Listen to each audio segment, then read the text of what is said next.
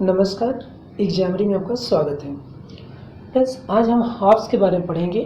Hobbs के साथ साथ तीन विचारक आते हैं, हॉब्स, लॉक और रूसो। इन तीनों को हमें पढ़ना है, लेकिन इनको अलग अलग करके पढ़ेंगे। पहले हॉब्स को पढ़ लेंगे, फिर लॉक को पढ़ लेंगे, फिर उसके बाद रूसो को पढ़ लेंगे और बाद में एक इनकी समीक्षा भी देख लेंगे इनके तुलनात्मक के तौर पर। तो इससे पहले हमने अरस्तु और प्लेटो को पढ़ लिया है। अगर आपको वीडियो न देखें ऑडियो तो मैं उसको डिस्क्रिप्शन बॉक्स में उसका लिंक दे दूंगा, आप वहाँ से उसको सुन सकते हैं। ठीक है, तो चलिए पहले थोड़ा सा इन तीनों के बारे में जान लेते हैं कि ये कहाँ के थे और कैसा इनका विचार था। तो जो हॉब्स था ये ब्रिटेन का और 17वीं शताब्दी का जो शुरुआत दौर था, 18वीं का 17वीं शताब्दी का था ये, लेकिन वो शुरुआती दौर का था। ठीक है, और उसके समय जो शासन व्यवस्थाएं चल रही थी वो इतना अराजकतापूर्ण थी कि वहाँ पे मत्स्य न्याय का प्रचलन था, अर्थात मार सको तो मार लो, लूट सको तो लूट लो। ऐसी गंभीर स्थिति में हॉब्स का जन्म होता है। जैसा कि आप जानते हैं कि कोई भी विचारक हो, अगर वो जिस पर्यावरण में पलता है, जिस पर्यावरण से वो रहता है, उस समझता है, उसी का उसके ऊपर ज़्यादा प्रभाव पड़ता है। फिर लॉक जो है वो भी 17वीं शताब्दी का ही है, लेकिन ये अंत का है। मतलब जब 17वीं शताब्दी का अंतिम दौर चलता है तब ये होता है, और ये भी ब्रिटेन का ही है। ठीक है, और यदि हम उसके हॉब्स की बात की करें तो वो एकल समझौते पे बात करते हैं और निरंकुश राजतंत्र की बात करते हैं। और लॉक है तो ये दो के बीच में समझौता करते हैं, यानी सामाजिक समझौता करते हैं। और रूसो ये स्विट्जरलैंड के हैं। ठीक है, और ये 18वीं शताब्दी के हैं। और इनका जो समझौता है वो सामूहिक है और इसे लोकतंत्र का संस्थापक भी कहा जाता है रूसो को। ठीक है, तो चलिए शुरू करते हैं हॉब्स के बारे में।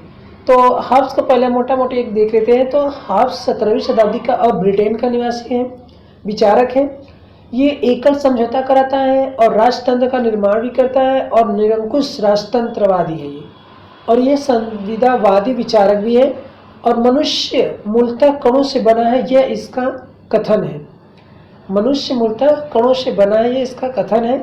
और इसकी सबसे महत्वपूर्ण पुस्तक जो इसको इतने अमर बना दिया वो लिवियाथन है। ठीक है, इसका समझौता का एकल समझौता कहते हैं। ठीक है, ये हो गया। और ये प्राकृतिक अधिकार का समर्थक भी है और यांत्रिक भौतिकवाद का प्रतिपादन है। ठीक है, ये तो इतना मोटा मोटा था। अब चलिए हम जान लेते हैं हॉब्स के बारे में एक एक स्टेप करके। ठीक है, तो हॉब्स का जन्म ब्रिटेन के मक्सवरी में 17वीं शताब्दी के पूर्वार्ध में, यानी 17वीं शताब्दी के शुरुआत में हुआ था। इसकी जो पद्धति अपनाई थी इन्होंने गुणात्मक पद्धति, अनुभाविक पद्धति और मनोवैज्ञानिक पद्धति को अपनाया था, है ना। और इसकी पुस्तकें कुछ महत्वपूर्ण हैं, जिसमें से देख लेते हैं क्या करके। तो डी सीवे इसकी एक महत्वपूर्ण पुस्तक है, जिसमें इसने राज्य और समाज का वर्णन किया और संप्रभुता का स्पष्टीकरण करते हैं डी सीवे के अंतर्गत। ठीक है, हालांकि टीजीटी तक तो इसमें नहीं पूछेगा था, लेकिन नेट और जीआरएफ में इसके अंदर ये बात पूछ सकता है कि उसने सीवे में किस का वर्णन किया है, या फिर राज्य और समाज का हॉब्स के किस पुस्तक में वर्णन मिलता है। तो याद रखिएगा इसको कि राज्य और समाज का वर्णन डी सीवे में है और डी सीवे में ही उसने संप्रभुता का भी स्पष्टीकरण किया है। एक एक पॉइंट को अच्छे से देखिए। एलिमेंट ऑफ लॉ, ये इसकी दूसरी पुस्तक है, एलिमेंट ऑफ लॉ। इसमें उसने निरंकुश राजा का समर्थन किया है। ठीक है, आप यहाँ से लॉ को समझ सकते हैं कि राजा मतलब शासन, कानून। तो लॉ में ही उसने कानून की व्याख्या किया है और निरंकुश राजा का समर्थन किया है। ठीक है, एलिमेंट्स ऑफ लॉ ये उसकी पुस्तक है, जिसमें उन्हें निरंकुश राजा का समर्थन किया है और कानून की व्याख्या किया है। अब इसकी सबसे महत्वपूर्ण पुस्तक आती है लिवियाथन, जो इसको अमर बना दिए हैं। ठीक है, लिवियाथन में इसने 4 भाग किए, मतलब लिवियाथन के 4 भाग हैं। पहले भाग में क्या है कि प्राकृतिक अवस्था और प्राकृतिक कानून का वर्णन है। ठीक है, पहली अवस्था में प्राकृतिक अवस्था और प्राकृतिक कानून का वर्णन है। दूसरे भाग में राज्य की उत्पत्ति और संप्रभुता का वर्णन है। ठीक है, देखिए संप्रभुता का वर्णन और संप्रभुता का स्पष्टीकरण, ये 2 चीजें हैं ना। राज्य और समाज का वर्णन और राज्य की उत्पत्ति, ये भी 2 है। जैसा कि हमने पढ़ा था अभी थोड़े पहले कि राज्य और समाज का वर्णन वो डी सीवे में करता है, लेकिन राज्य की उत्पत्ति किसमें बताता है, तो लिवियाथन के दूसरे भाग में। और संप्रभुता का वर्णन ये लिवियाथन के दूसरे भाग में करता है, लेकिन उसका स्पष्टीकरण किसमें करता है, तो डी सीवे में करता है ना। ये पॉइंट अच्छे से याद रखिएगा कि संप्रभुता का स्पष्टीकरण डी सीवे में करता है और संप्रभुता का वर्णन वो लिवियाथन के दूसरे भाग में करता है। तीसरे भाग में धार्मिक विषयों पर चर्चा करता है, चर्च और राज्य के बीच में संबंध बताता है, अर्थात संबंध का वर्णन करता है, ठीक है। और चौथे भाग में वो कहता है कि कैलोलिक धर्म की आलोचना और धर्म ग्रंथ की व्याख्या करता है, ठीक है। अगली पुस्तक है डी कॉर्पोरे।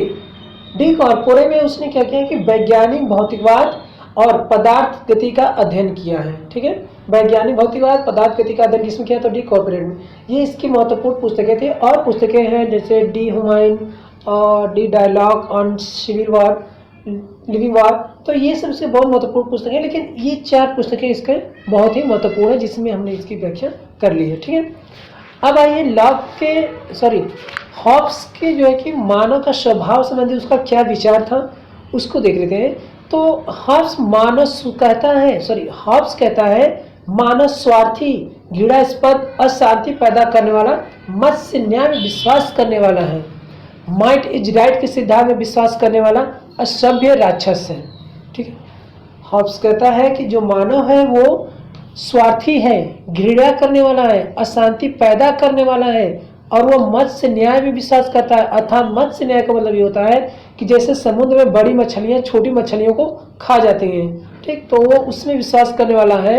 माइट इज राइट के सिद्धांत में विश्वास करता है, मार सको तो मार लो, लूट सको तो लूट लो, इस प्रकार विचार का वो विश्वास करता है। इसलिए वो मानव क्या है, असभ्य और राक्षस है। ये कौन कहता है, हॉब्स कहता है। आगे हॉब्स बताता है कि जो प्राकृतिक अवस्थाएं में है कि जो इनकी जो प्राकृतिक अवस्था है वो युद्ध, संघर्ष, स्वार्थपरता, झगड़ालू प्रवृत्ति की अवस्था है। और ये क्या है कि वहां पर माइट इज राइट सिद्धांत को प्रभावशील था, इसलिए वो ऐसा कहता है, क्योंकि हॉब्स का जन्म ही उसी अवस्था में हुआ था जब वहां पे ब्रिटेन में ऐसा सब कुछ चल रहा था, ठीक है। अब उसकी समस्या क्या थी, जो प्राकृतिक अवस्था में उसकी समस्या क्या थी हॉब्स की, तो हॉब्स के अनुसार यानी हॉब्स कहता है कि प्राकृतिक अवस्था में शक्तिशाली निरंकुश केंद्रीय सत्ता का अभाव है जिसके कारण अराजकता फैली हुई है और माइट इज राइट का सिद्धांत प्रभावी है, अर्थात समाज में मत्स्य न्याय प्रचलित है। इसका कारण क्या है, इसका कारण ये है कि कोई एक शक्तिशाली सत्ता नहीं है, इसलिए ऐसा। अगर कोई शक्तिशाली सत्ता होती तो इन्हें मार करके सुधार देती, इसलिए उसने आगे चल करके लिवियाथन को अपना बनाता है निरंकुश शासक, ठीक है। आगे इसमें लिवियाथन के बारे में वो बोलता भी है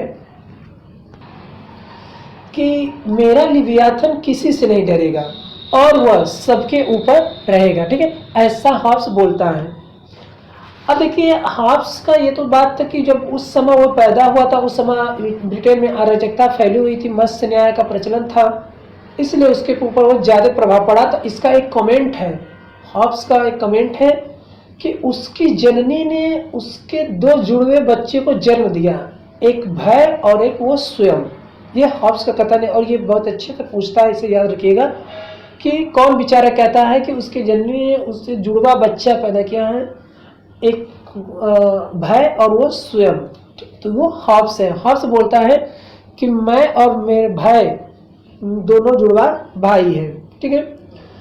और हॉब्स क्या वो समझौता कराता है और उसके समझौता को हम एकल समाजवादी समझौता कहते हैं, ठीक है। एकलवादी समझौता या एकल सामाजिक समझौता है, ठीक है। ये पूछता है कि हॉब्स का समझौता कैसा है, तो हम बताएंगे एकल समझौता है, ठीक, क्योंकि हॉब्स ने शासक और प्रजा के बीच में समझौता नहीं कराया। हॉब्स क्या करता है कि जो नागरिक होते हैं उन्हीं दोनों के बीच में और ऊपर लिवियाथन को बैठा देता है, यानी शासक को बैठा देता है और नागरिकों को आपस में समझौता कराता है, ठीक है। देखिए समस्या के समाधान के लिए हॉब्स ने एकलवादी समझौते के सिद्धांत को प्रस्तुत करता है। हॉब्स ने लिवियाथन को समझौते से ऊपर निर्धारित किया है जिससे वह समझौते की सीमा में न रहे बल्कि वह समझौते से मुक्त रहे और उसकी शक्तियां सीमित न हो, ठीक है। उसकी शक्तियों को असीमित बनाने के लिए हॉब्स ने क्या किया कि यहाँ पे लिवियाथन को अपने बैठा देता है, ठीक है। लिवियाथन को ऊपर बैठा देता है और नीचे जो राज्य के लोग होते हैं इनके में आपस में समझौता करा देता है, ठीक है।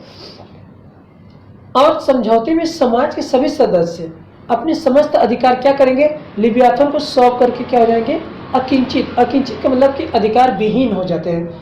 मतलब कि क्या है कि जैसे ये और ये इन दोनों आपस में समझौता करेंगे और ये वाला जो है ये इससे कहेगा कि मैं अपना सारा अधिकार लिव्याथन को सौंपने जा रहा हूँ, आप भी ऐसा करोगे, ठीक है। तो ये करके अब ये आगे कहेगा कि मैं अपना सारा अधिकार लिव्याथन को सौंपने जा रहा हूँ, आप भी ऐसा करोगे, ऐसा मुझे विश्वास है। इसी प्रकार ये आगे जाएगा, इससे कहेगा और फिर ये इससे कहेगा, ये इससे कहेगा, ये इससे और अंत में आकर के सभी के सभी अपने सारे अधिकार को क्या करेंगे, लिव्याथन को सौंप देंगे। और जब ये लिव्याथन को सौंप देते हैं अपना अधिकार, तब क्या होता है कि ये अधिकार विहीन हो जाते हैं, अर्थात अंकित हो जाते हैं और लिव्याथन की जो शक्ति है वो क्या हो जाती है, सर्वोच्च हो जाती है। अर्थात क्या हुआ कि लिव्याथन इन सबसे ऊपर है, ठीक है। लिव्याथन क्या है, इन सबसे ऊपर है, सर्वोच्च है। हॉब्स का सामाजिक समझौता ये शासनात्मक नहीं है, क्योंकि यह समझौता शासक और शासित के बीच में नहीं होता है ना। क्योंकि ये तो लिव्याथन जैसे हमने आपको बताया कि ऊपर लिव्याथन को बैठा देता है और नीचे जनता अपने में समझौता करके अपना सारा का सारा अधिकार क्या करती है, लिव्याथन को सौंप देती है। इसलिए इसको शासनात्मक नहीं बल्कि इसे क्या करेंगे, ये समझौता शासक और शासित के बीच में नहीं होता है, इसलिए इसे शासनात्मक नहीं कहते हैं। हॉब्स का समझौता वास्तव में समाज के सदस्यों को बिना शर्त दास बना देता है। क्यों? क्योंकि अब देखिए दास क्यों नहीं होंगे, इनका तो अपने पे कोई अधिकार नहीं है, सब अधिकार ये तो लिव्याथन को सौंप दिए हैं, है ना। इसलिए जो कि हॉब्स का जो समझौता हॉब्स कराता है वो बिना शर्त दास बन जाते हैं कि तुम दास तो होगे और उसके पीछे कोई शर्त भी नहीं है, क्योंकि समाज के सभी सदस्य समझौते के बाद क्या हो जाते हैं, अधिकार विहीन हो जाते हैं। हॉब्स का समझौता सिद्धांत स्वामी और दास के संबंधों को स्पष्ट करता है, ठीक है। यदि आपके पास अपना कोई अधिकार ही नहीं है तो आप किस चीज का स्वामी है, तो आप तो दास ही होगे ना। आपका अधिकार जिसके पास रहेगा वो आपका स्वामी हो जाएगा और आप क्या हो जाओगे, दास ही रहोगे, ठीक है। तो वही हॉब्स करता है कि सारा का सारा अधिकार क्या करता है, लिव्याथन को सौंपा देता है और लोगों को क्या करता है, दास बना देता है और स्वामी कौन हो जाता है, लिव्याथन, है ना, ठीक है। तो आगे देखते हैं। शासन के स्वरूप में हॉब्स ने क्या किया कि हॉब्स ने समझौते के द्वारा निरंकुश राजतंत्र को समर्थन दिया और जो अराजकता को दूर करने में सक्षम होगा। उसका मतलब ये था कि एक शक्तिशाली शासक अथवा राजा होगा जो इन सब को मार के सुधारेगा, ठीक है। इसलिए वो सारे अधिकार उसको दे देते हैं लिव्याथन को, और उसको लिव्याथन को जब सारे अधिकार दे देते हैं तो उसकी शक्ति असीमित हो जाती है, यानी वो सीमित न रख करके इसे वो निरंकुश हो जाता है। लेकिन एक जगह जब वो अपना प्राकृतिक जीवन की बात आती है वहाँ पे वो उसको क्या बोलता है, सीमित कर देता है, ठीक है। आगे देखते हैं। संप्रभुता क्या होता है कि हॉब्स ने अमर्यादवादी संप्रभुता का समर्थन किया है, अमर्यादित संप्रभुता का समर्थन किया है। हॉब्स ने निरंकुश संप्रभुता और पूर्ण संप्रभुता का प्रतिपादन किया है, ठीक है। देखिए निरंकुश संप्रभुता और पूर्ण संप्रभुता का प्रतिपादन किसने किया है, तो हॉब्स ने किया है ना।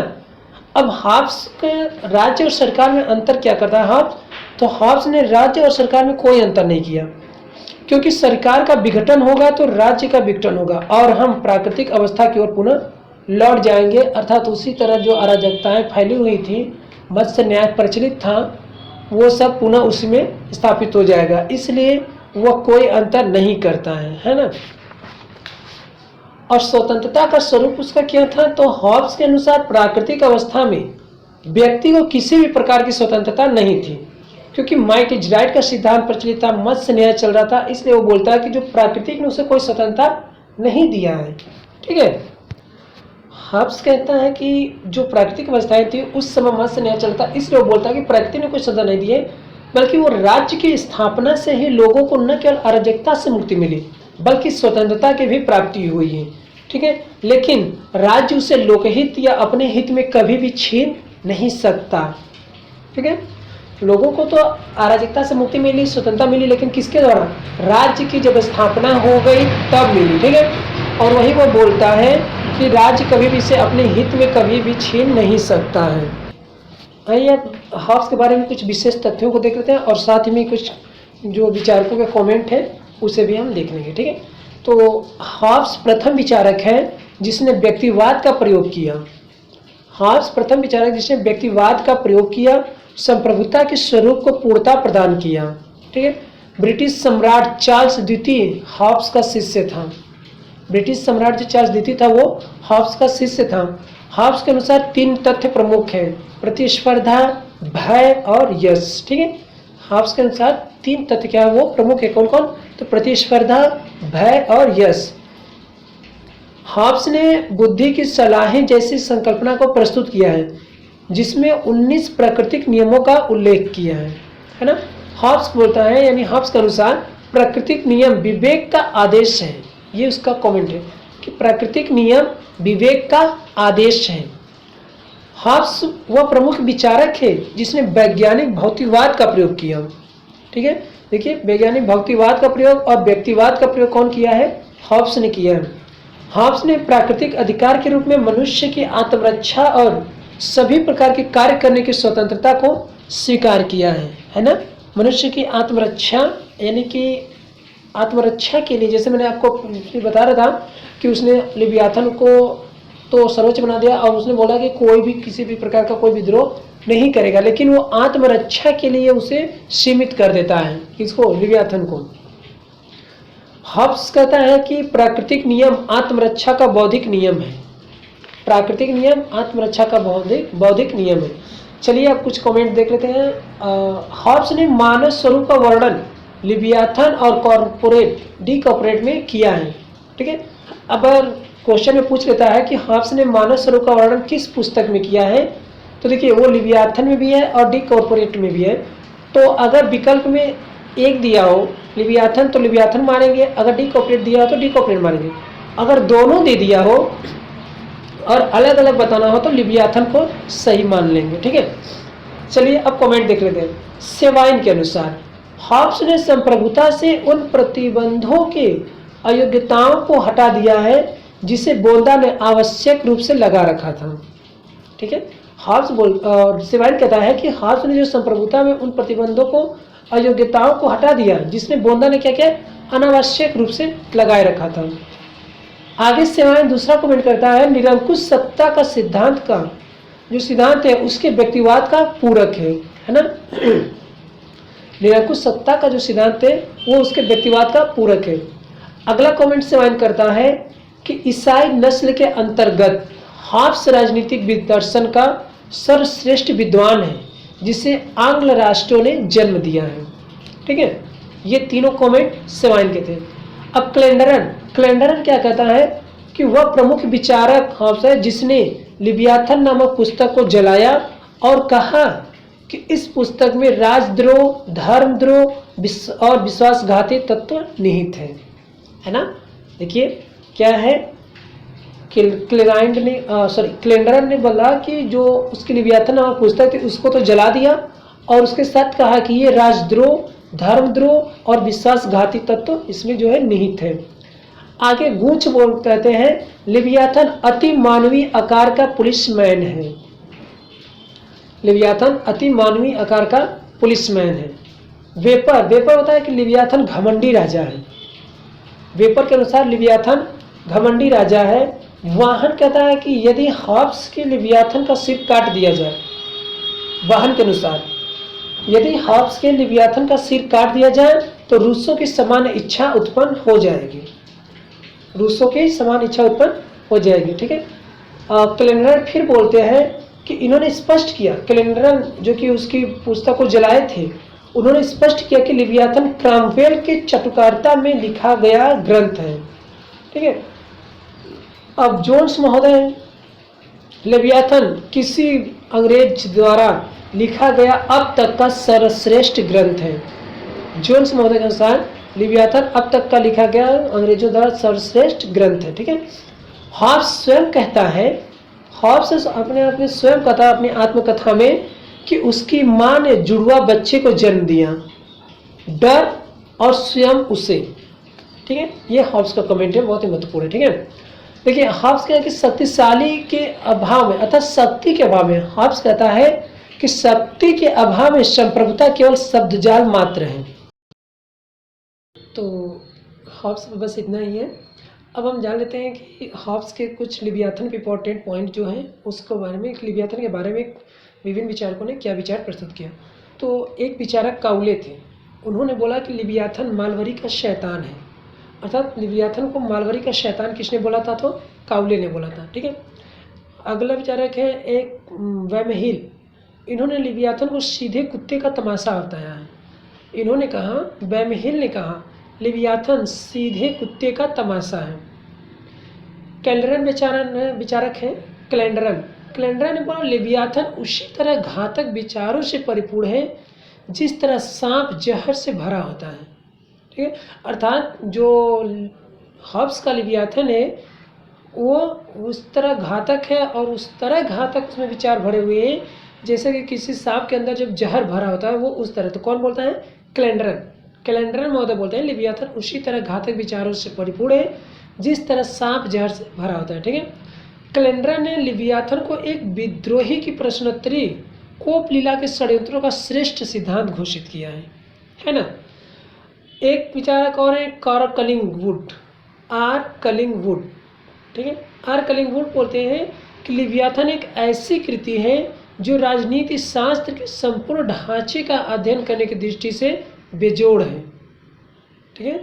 फिर से सुनिए, कलिंगवुड के महोदय के अनुसार लिवियाथन एक ऐसी कृति है जो राजनीति शास्त्र के संपूर्ण ढांचे का अध्ययन करने की दृष्टि से बेजोड़ है।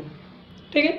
ये तो विभिन्न विचारकों के साथ जो हॉब्स का लिवियाथन था उसके बारे में विचार थे अपने। हॉब्स एक प्रथम ऐसा व्यक्ति था जिसने राजनीति शास्त्र का अध्ययन के लिए पूर्णतः वैज्ञानिक पद्धति का प्रयोग किया था। अगर आपसे प्रश्न में ये पूछें कि राजनीति शास्त्र का अध्ययन के लिए पूर्णतः वैज्ञानिक पद्धति का प्रयोग किस विचारक ने किया था, तो याद रखिएगा कि हॉब्स है जिसने पूर्णतः वैज्ञानिक पद्धति का प्रयोग किया था। ठीक है। बस हॉब्स यहीं पे समाप्त होते हैं। इसके बाद हम अगला वीडियो लॉग पे देखेंगे। Thank you so much.